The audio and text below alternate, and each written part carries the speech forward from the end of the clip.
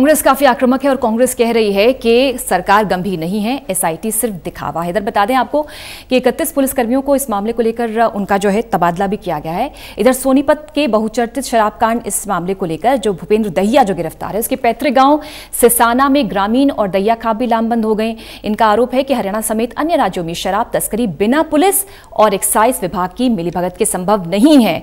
ऐसे में इस पूरे मामले में अकेले भूपेंद्र को दोषी ठहराना समझ से परे है।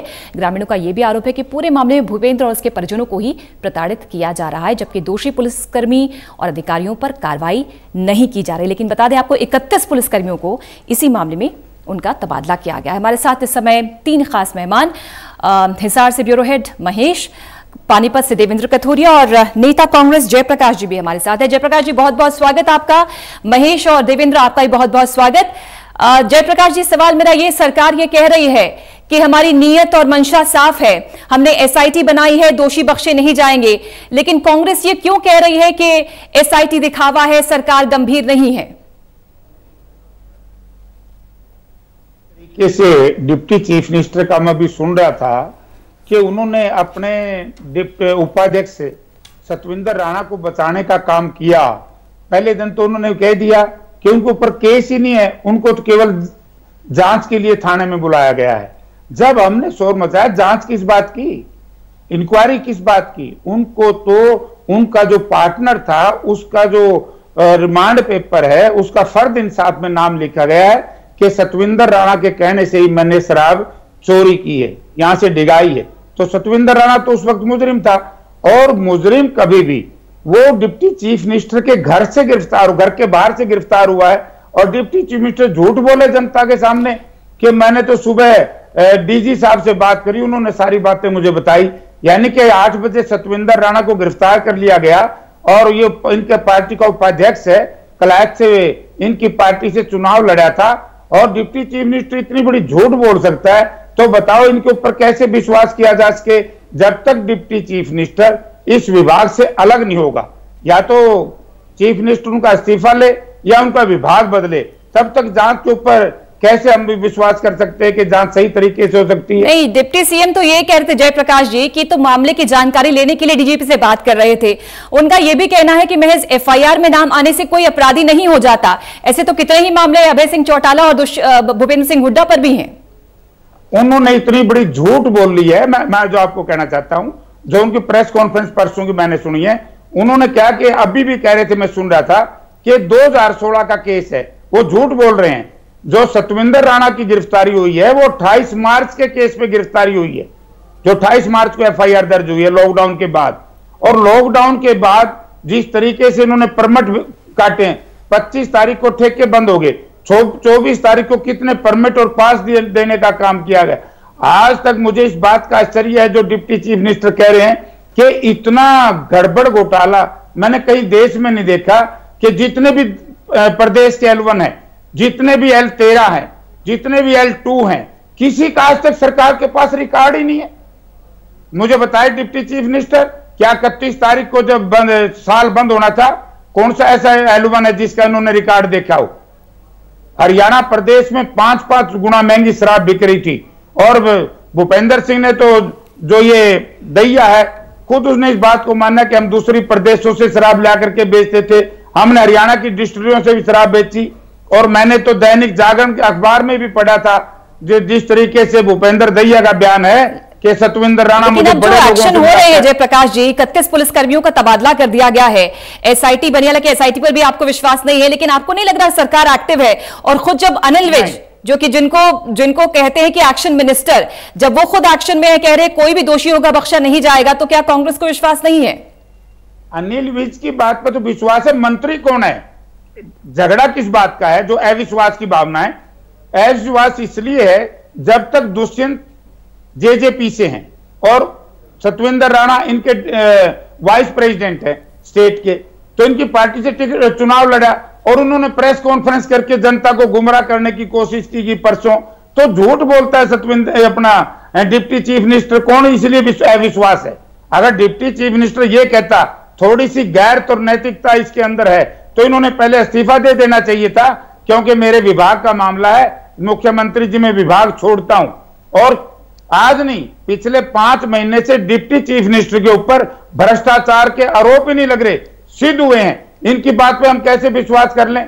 ऐसा इन्होंने फिजिकल वेरिफिकेशन जयप्रकाश जी, आपको गृह मंत्री पर तो विश्वास है कि हाँ वो एक्शन ले सकते हैं, लेकिन डिप्टी सीएम पर आपको विश्वास नहीं है? नहीं, सवाल इन पैदा होता। वो तो झूठ बोलते हैं बार बार डिप्टी चीफ मिनिस्टर, गेहूं की खरीद में झूठ बोलते रहे हर रोज। वो तो आज भी कह रहे हमने पेमेंट कर दी। कैथल की अनाज मंडी में 26 तारीख से लेकर के आज तक एफसीआई की कोई पेमेंट नहीं हुई। मतलब झूठ बोलने का कोई लाभ नहीं, छोटी उम्र में इतनी ज्यादा झूठ बोलते हैं। देवेंद्र, आपके पास आते हुए सोनीपत, सिरसा, करनाल, पानीपत, गुरुग्राम थोक भाव में शराब की परमिट दी गई। आपको लगता है कि ये परमिट बिना, अगर जो ऊपर के अधिकारी हो या फिर बेहद करीबी हो चंडीगढ़ मुख्यालय के, उनके परमिशन के बिना या उनके संरक्षण के बिना मुमकिन थी? देखिए पूजा, ये मामला जैसे 4 साल पहले, मैं समालखा की बात करता हूं, पहले पानीपत में 4 साल पहले एक गोदाम सील हुआ। सील होने के बाद उसमें से 80% शराब चोरी हुई अलग अलग समय पर, और 80% जो शराब है करोड़ों रुपए की है। उस शराब को चोरी किया गया, उसके बाद उसको आगे तस्करी करके बेचा।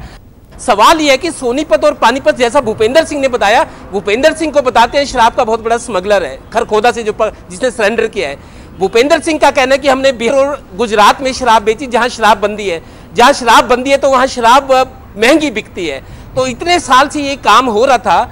सोनीपत पानीपत से अगर शराब बिहार या गुजरात हम ले जाएं तो आप देखिए कितनी स्टेट्स क्रॉस करनी पड़ेंगी, कितने जिले होंगे, कितने थाने होंगे, कितनी चौकियां होंगी। तो कहीं किसी को नहीं पता लगा, इतना टाइम हो गया। ये सब पूरे तरह से नेक्सस था। और एक्साइज डिपार्टमेंट के जो ऑफिसर्स हैं, चाहे इस सरकार, इस डिप्टी सीएम से पहले के जो लोग हैं, ये घालमेल तभी से चला आ रहे हैं। और ये अनियमितताओं का गढ़ है जिसको हम कहेंगे एक्साइज डिपार्टमेंट। 4 साल पहले से जो अनियमितताएं चली आ रही थी वो आज तक चली आ रही है और अब भी जारी है। तो दोषी तो ये अब जो सरकार में लोग हैं ये तो है ही, पहले वाले भी हैं। तो कुल मिलाकर देखें तो बहुत सारी गड़बड़ियां हुई हैं और इसमें डिपार्टमेंट के लोग शामिल रहे हैं, बड़े अधिकारी भी, उससे नीचे के अधिकारी भी।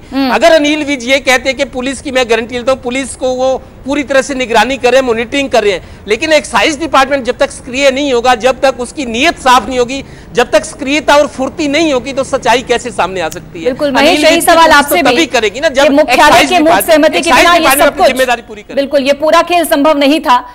अब इस पर सियासत भी हो रही है। जयप्रकाश जी कह रहे हैं कि उनको अनिल विज के कथनी करनी पर विश्वास है, लेकिन डिप्टी सीएम पर विश्वास नहीं है। मैं तो क्या गलत की मिट्टी में उखाड़ने की कोशिश नहीं करूंगा, इसी बात को आगे मैं जग जाहिर करने की कोशिश करूंगा। काफी ऐसी सारी जानकारी है जो अब तक लोगों के पास नहीं पहुंच पाई है। दरअसल डिप्टी सीएम दुष्यंत चौटाला का जो बयान आज हम सुन रहे थे, उनकी तरफ से यह कहा गया कि सरकार कार्रवाई कर रही है। सरकार यानी अनिल विज कार्रवाई कर रही है। सरकार के पास एक अनुमोदन भेजा गया था, 3 लोगों का पैनल भेजा गया था और तमाम ऐसे लोग जिन्हें सख्त माना जाता है और ये कि वो दूध का दूध और पानी का पानी करने का काम करेंगे।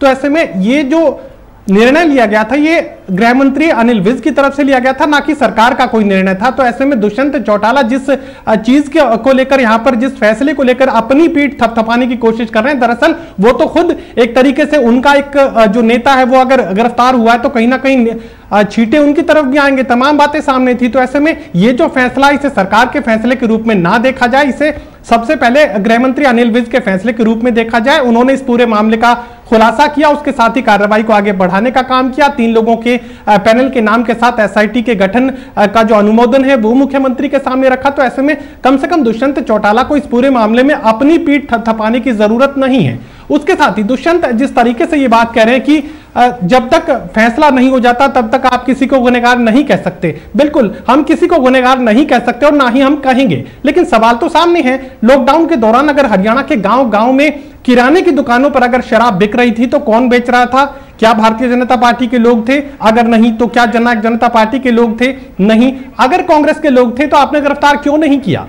और एक और बड़ा खुलासा में, हरियाणा के लोग, तमाम लोग इस बात को जानते हैं कि जो शराब कारोबारी होते हैं वो किसी एक राजनीतिक दल से जुड़े नहीं रहते। वो एक पूरा नेक्सस डेवलप करते हैं जिसमें हिस्सा डलता है, स्टेक डलता है, अलग अलग पार्टनर्स बड़ी पूंजी के साथ एक बड़े कारोबार के साथ सामने आते हैं।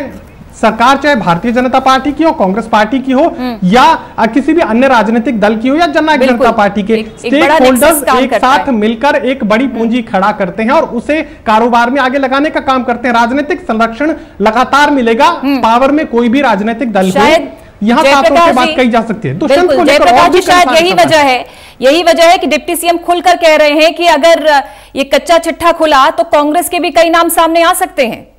मैं कहता हूं कि कांग्रेस का कोई व्यक्ति आएगा तो हम उसका जम करके विरोध करेंगे, लेकिन डिप्टी चीफ मिनिस्टर तो अपने उपाध्यक्ष सतविंदर राणा को बचाने की बात करते हैं।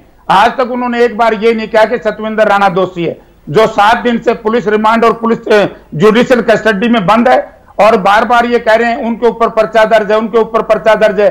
पर्चा तो डिप्टी चीफ मिनिस्टर के पास जो प्रॉपर्टी है 71 करोड़ रुपए की, दुष्यंत, दिग्विजय सिंह, इनकी माता जी, इनके पिताजी के पास 400 करोड़ रुपए की प्रॉपर्टी जिन्होंने चुनाव लड़ते हुए दिखाई है, उनके ऊपर भी सारी पे मुकदमा है। क्या डिप्टी चीफ मिनिस्टर इस बात को स्वीकार करेंगे कि किस तरीके से वो ईडी के जो उनके पास सम्मन आए हैं, ईडी का नोटिस नहीं ले रहे, इनके ऊपर विश्वास कौन करेगा? ईडी इनके पीछे लगी हुई है, कभी एड्रेस बदल देते हैं, तो ये सारा दिन झूठ बोल करके जनता को बरगला करके झूठ बोल करके अब डिप्टी चीफ मिनिस्टर नहीं बच पाएंगे।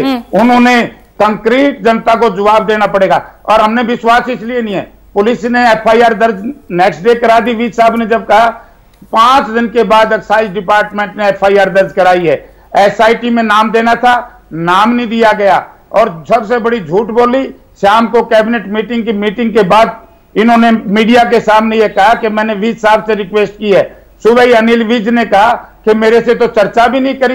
ये तो झूठ बोलता है। दुष्यंत की बात के ऊपर हम कैसे विश्वास करें, और कौन विश्वास कर सकता है? कांग्रेस का साफ तौर पर कहना है कि आपको एक्शन पर कोई विश्वास नहीं है। शुक्रिया आपका देवेंद्र, शुक्रिया जयप्रकाश जी जुड़ने के लिए, महेश आपका भी शुक्रिया इस खबर पर जुड़ने के लिए। तो बड़ा दुर्भाग्यपूर्ण है जो पूरा प्रदेश कोरोना संकट से लड़ रहा था।